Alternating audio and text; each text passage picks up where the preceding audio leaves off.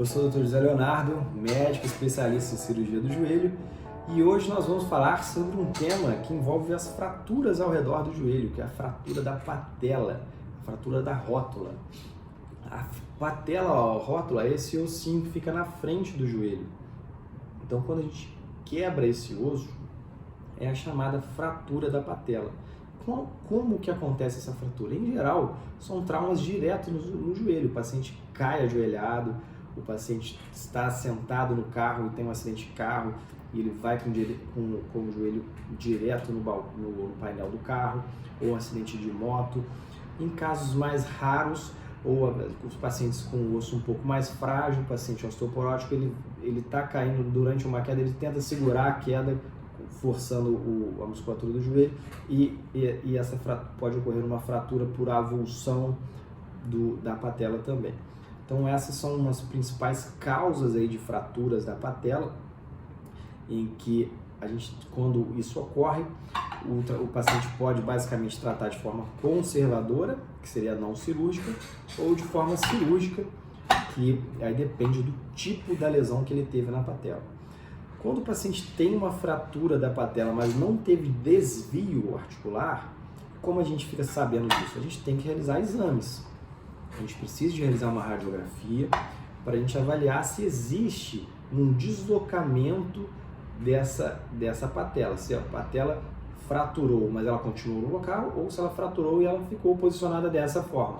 Se ela estiver dessa forma, tem um desvio grande dos fragmentos. A gente tem que realizar uma cirurgia para colocá-la no local e fixar ela dessa forma.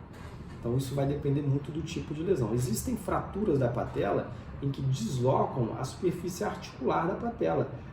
Pedaços de osso e cartilagem saem do local. Então a gente tem que colocar esses pedaços no local e fixar esses pedaços corretamente na posição ideal também. Então vai depender muito se o paciente tem desvio ou não, para a gente tratar esse paciente de forma cirúrgica ou não. Quando ele não tem desvio, em geral a gente imobiliza esse paciente por cerca de 6 semanas com um mobilizador de joelho ou um gesso que impede o paciente de dobrar esse joelho. Alguns casos em que o padrão da fratura é uma fratura mais estável, a gente consegue deixar um pouco menos de 6 semanas, em torno de 4 semanas. Mas em geral, a imobilização é por 6 semanas, a gente vai avaliando individualmente caso a caso. No caso das cirurgias, dependendo do tipo da cirurgia que se realize, existe um tipo de cirurgia que a gente chama de banda de tensão, um tipo de técnica de cirurgia, em que a gente consegue realizar essa osteossíntese, que é a fixação óssea desses fragmentos com banda de tensão, e a gente permite que o paciente possa dobrar rapidamente o joelho. Em geral, ele fica uma semana imobilizado só mesmo para questão analgésica, para melhora de dor, e depois ele pode mobilizar o joelho. A mobilização até faz com que um fragmento force sobre o outro e ocorra uma consolidação mais rápida dessa cirurgia. Um problema mais raro e mais grave é quando o paciente não opera por algum motivo, ele tem uma fratura da patela e não operou, os fragmentos ficam desviados cronicamente e aí ele tem que operar. Então acontece quando o fragmento se rompeu, a patela fica afastada e o paciente não opera por algum motivo. A gente chama isso de pseudoartrose.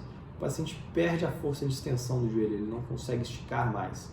Ele consegue esticar um pouco, mas não tem extensão total. Então, a gente tem um trabalho já publicado sobre esse tema, de pseudoartrose na patela, na qual a gente realiza um tratamento em que a gente realiza uma tração nesse polo de cima da patela, onde está inserido no quadríceps. Cronicamente, esse músculo do quadríceps vai tracionando a rótula para cima, esse pedaço que está para cima e o outro pedaço fica embaixo. E aí, para descer isso aqui depois é um custo, às vezes na cirurgia não desce. Então, quando esse paciente não opera, fica assim mais de 6 semanas, na verdade mais de 3 semanas sem operar, já é considerada o início da pseudoartrose, já é um tempo ali de não união, acima de 6 semanas já é considerado de fato a pseudoartrose da patela. Então, para a gente tratar esses pacientes com um tempo mais longo, em muitos dos casos, caso essa patela não esteja descendo passivamente com força manual, a gente passa um pino de tração, coloca um pino de metálico mesmo passando aqui nesse polo em cima da patela e deixa uma tração, um peso puxando essa patela para baixo e a patela vai alongando esse tendão do quadríceps com o passar do tempo. Então, cerca de 10 dias são suficientes, a patela desce para a posição anatômica dela e a gente faz a cirurgia de forma convencional, realizando a fixação osso-osso, e também de forma reduzida. E com isso a gente consegue obter um ótimo resultado. Se a gente tiverem interesse sobre esse trabalho específico, esse trabalho científico foi publicado pelo nosso grupo, a gente vai deixar aqui nos comentários, nos comentários do vídeo, o link para acesso a esse vídeo, tá? Para acesso a esse artigo. Ele está em inglês, mas caso vocês tenham interesse, a gente pode também disponibilizá-los em português para a gente mostrar para vocês. Super interessante essa técnica. A gente já tem alguns pacientes que foram tratados dessa forma e com ótimos resultados, apresentando sendo uma boa opção para aquele paciente que tem a pseudartrose da patela, que tem a fratura da patela não tratada. Essa fratura ela é relativamente simples de ser tratada, simples entre aspas, é uma técnica cirúrgica indicada para especialistas em trauma e especialistas em cirurgia do joelho, e mais por alguns casos, por motivos diversos, não operam e aí acabam tendo esse problema da pseudartrose da patela. Então, pessoal, acho que hoje a gente resumiu bem aqui o que seria a fratura da patela, quais são os seus tratamentos.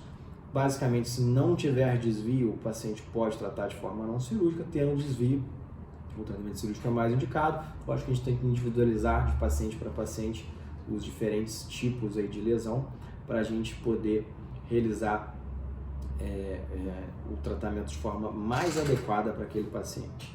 Tá certo, pessoal? Então, se quem curtiu o nosso vídeo aí, dê um joinha aí, dê um like aí no nosso vídeo. Se qualquer dúvida ou comentário, sugestões, podem deixar aí embaixo que a gente vai tentar estar respondendo assim que possível. Sempre um grande prazer estar aqui com vocês. Se você ainda não se inscreveu no nosso canal, aí se inscreva no nosso canal. É um grande prazer tê-los aqui. Tá certo? Um forte abraço a todos.